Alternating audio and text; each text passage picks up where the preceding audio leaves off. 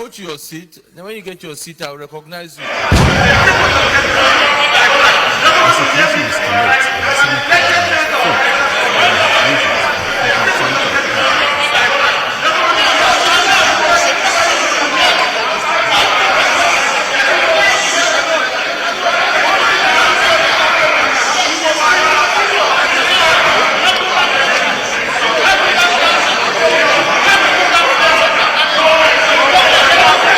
I sat next to Senator Nkwaso until I was led by the sergeant at arms that this is my seat. I asked the clerk whether he allocated that seat to you.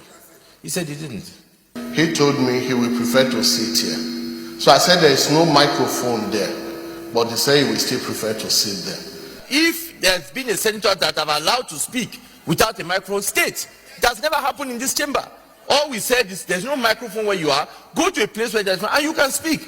Now you have the floor, speak and let us make progress. I want to apologize to my colleagues if I raised my voice earlier, and to say that until the Senate is well reconstituted and the sitting arrangements well arranged. This was the exchange between Senator Natasha Akpabio and Senate President Akpabio, the second time both pursuing to be having a go at each other. It began when the Senate Chief Whip, Mohammed Mongono, raised the motion that Senator Natasha Odwalan had failed to move to her newly assigned seat, which he argued went against Senate regulations. According to him, the seating rearrangement was to reorganize the chamber following the defection of two opposition senators to the ruling All Progressives Congress. But the Kogi senator wouldn't have it, insisting on staying on her original seat, invoking Order 10 of the Senate rules. She argued that her right had been violated. Pursuant to the provisions of our rules and in the exercise of the powers conferred on the Senate President to resume her new seat. If not, the Senate President may decide to exercise the powers conferred on him not to allow her to contribute to any debate. The point of order is sustained. Order, please. Dismiss Senator Natasha, please. You are not recognized to speak from there. That is the order of the Senate. Sir, Order 10 on privileges. Senator may rise at any time to speak upon a matter of privilege suddenly arising, and he shall be prepared to move without notice. A motion declaring that the content of breach of privilege has been... Show me the session that allows suspension immediately.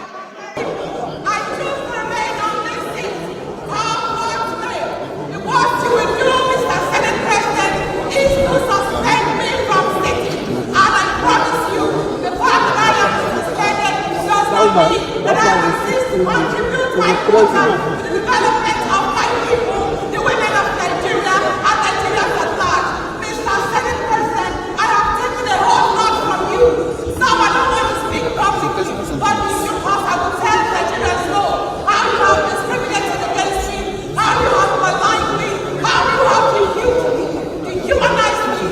Your choice of voices and refused at this sitting in the Senate have nothing more to do with Natasha accused the Senate leadership of silencing her and denying her the opportunity to contribute to legislative debate. Other senators later stepped in to calm the tension, paving the way for plenary proceeding. That there is a looming constitutional crisis currently in Benue State, and if not nipped in the bud, may spring to become a great threat to democracy and rule of law in the entire country. Much later, the two other senators from Kogi State, Sunday Karimi and Issa Jubril, sided with Akpabio, saying the Senate had acted within its authority and described the altercation as unnecessary. The Senate President did what is expected of him, but the reaction from my colleague senator from Kogi State this morning is uncalled for. I want to sincerely apologize on behalf of the Kogi caucus to the Senate President and the entire Senate that this will not repeat itself again. I don't know why this place will be turned upside down because of that. So I will want her to at least come out and apologize to us. The matter will be dealt with at the appropriate time. I thank you so much. And I want to appeal to you to temper justice with mercy. So what has happened today is a total aberration. But anybody who wishes to go and make law must be prepared to obey the law.